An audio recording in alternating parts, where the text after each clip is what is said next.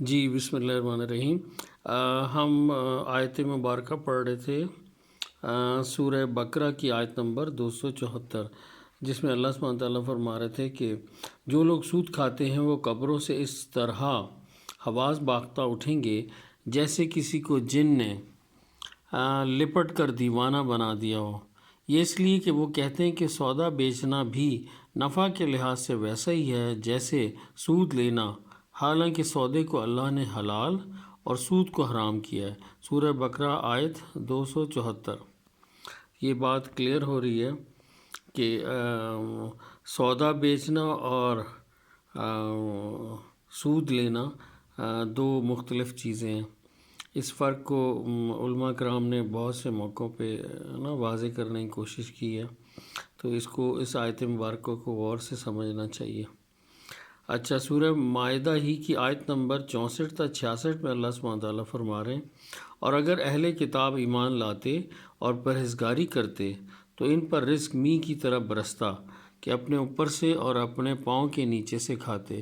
اس میں اللہ سبحانہ تعالیٰ مہربان نظر آ رہے ہیں کہ اگر جو ایمان لاتا ہے تو اس پہ بہت مہربان ہے کہ اگر وہ ایمان لاتے تو رزق ان کے اوپر می کی طرح برستا اور اپنے نیچے سے کھاتے، یعنی اللہ تعالیٰ نے حال فرما دیتے ہیں۔ اسی طرح سورہ نوح میں بھی، نوح علیہ السلام کی دعا میں بھی یہی ہے، فَقُلْتُ اسْتَغْفِرُوا رَبَّكُمْ إِنَّهُ كَانَ غَفَّارًا يُرْسِلِ السَّمَاءَ عَلَيْكُمْ مِدْرَارًا وَيُمْدِدْكُمْ بِأَمْوَالٍ وَبَنِينَ وَيَجْعَلْ لَكُمْ جَنَّاتٍ وَيَجْعَلْ لَكُمْ أَنْهَارًا مَا لَكُمْ لَا تَرْجُونَ لِلَّهِ وَقَارًا۔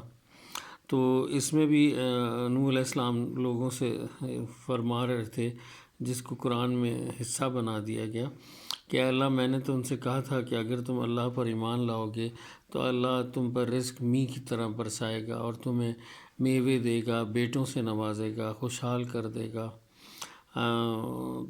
تو لیکن اس زمانے وہ ابتدائی دور تھا، نہیں سنتے تھے۔ پھر آج کہاں ہوں گے آپ، ہم سب سمجھ سکتے ہیں۔ اسی طرح آگے فرما رہے ہیں سورہ مائدہ آیت نمبر 68 تا 69 میں، تو اللہ سبحانہ تعالیٰ فرماتے ہیں جو لوگ اللہ پر اور روز آخرت پر ایمان لائیں گے اور نیک عمل کریں گے، خواہ وہ مسلمان ہو یا یہودی یا ستارہ پرست یا عیسائی، ان کو قیامت کے دن نہ کچھ خوف ہوگا اور نہ وہ غمناک ہوں گے۔ سورہ مائدہ آیت 68 تا 69۔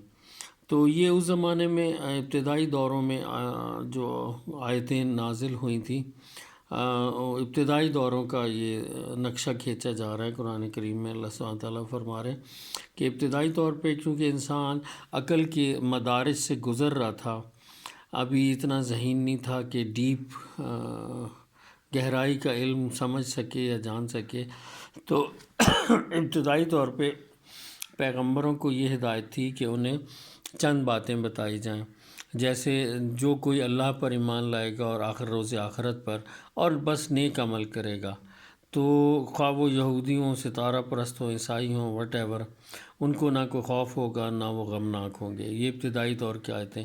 آگے چل کر آخری کتابوں پر، تمام پیغمبروں پر ایمان لانا ضروری بن گیا، تو یہ آگے ہم لوگ انشاءاللہ پڑھیں گے۔ تو یعنی اللہ سبحانہ تعالیٰ نے بھی وہ کچی پکی اور 10ویں اور کیا کہتے ہیں matric, inter, B A, M A, M Phil, P H D کی طرح قرآن کی تعلیم کو بھی آگے چلایا، کہ جس میں توراۃ، زبور، انجیل اور پھر قرآن آیا۔ تو یہ کتابیں بھی اس دور کے لوگوں کی ذہانت اور علمی قابلیت کو سمجھنے کی صلاحیت کو دیکھتے ہوئے نازل ہوتی تھیں۔ جیسے آج کے دور میں بھی ہم پہلے میٹرک کرتے ہیں، پھر انٹر کرتے ہیں، پھر B A, M A, M Phil یا پی ایچ ڈی کرتے ہیں، ڈائریکٹ تو پی ایچ ڈی میں نہیں چلے جاتے، اور نہ ہی فوج میں کوئی لیفٹیننٹ سے اچانک میجر جنرل کے عہدے پر پروموٹ کر دیا جاتا ہے۔ ڈیفنس فورسز میں بھی بڑی پڑھائی ہے، بڑی محنت ہے، اور پھر درجے آگے بڑھتے ہیں۔ تو اسی طرح دنیا میں بھی اور آخرت میں بھی ہیں درجات۔ سورہ ملک میں شاید ہے وہ آیت جس کا میں ترجمہ پڑھ رہا تھا، قیامت کے دن بھی جنت میں بھی اعمال کے لحاظ سے درجات مقرر کر دیے جائیں گے۔ کہنے کا مقصد ہے کوئی فلیٹ میں رہے گا تو کوئی بنگلے میں تو کوئی محل میں، تو جیسے جیسے اعمال اور نیکیاں ہوں گی اس حساب سے اکوموڈیشن وہاں بھی مل جائے گی۔ تو چلیں جنت میں تو پہنچنا ہی ایک بڑے بھاگوں کی بات ہوگی۔ یہ تو ویسے ہی ہے جیسے جب یونیورسٹی کی گریجویٹ جس دن ڈگری ڈسٹریبیوشن ہوتی ہے اور کامیاب ہوتے ہیں انعام لیے، تو وہ اپنی ٹوپیاں ہوا میں اچھالتے ہیں، اور جیسے کیڈٹس جو ہوتے ہیں جو لیفٹیننٹ پی ایم اے اکیڈمی سے پاس آؤٹ ہوتے ہیں، وہ بھی اس روز کامیابی کی صورت میں ٹوپیاں ہوا میں اچھالتے ہیں۔ تو اللہ سبحانہ تعالیٰ کے بھی نزدیک جنت میں جو داخل ہو جائیں گے، پہنچیں گے، وہ ان کو انہوں نے ڈکلیئر کیا کہ یہ بہت ہی بڑی کامیابی ہے خود اللہ سبحانہ تعالیٰ کے نزدیک، کہ جو مغفرت لے جائے، جو بخش دیا جائے، تو یہ کوئی معمولی بات نہیں ہوگی۔ تو اس وقت بھی جو کامیاب ہوں گے وہ شاید ٹوپیاں ہی اچھالیں گے خوشی سے۔ تو اس طرح کی باتیں ہیں۔ اور پھر آگے فرما رہے ہیں کہ اور سورہ سجدہ کی آیت نمبر 17 پڑھتے ہیں، جس میں اللہ سبحانہ تعالیٰ فرما رہے ہیں کہ اور کوئی متنفس نہیں جانتا کہ ہم نے ان کے لیے کیسی آنکھوں کی ٹھنڈک چھپا رکھی ہے۔ دیکھیں اللہ سبحانہ تعالیٰ جن لوگوں سے راضی ہیں ان کے لیے اشارہ دے رہے ہیں کہ انہیں کیا معلوم کہ قیامت کے دن جن سے ہم راضی ہیں ان کے لیے ہم نے کیسی آنکھوں کی ٹھنڈک چھپا رکھی ہے۔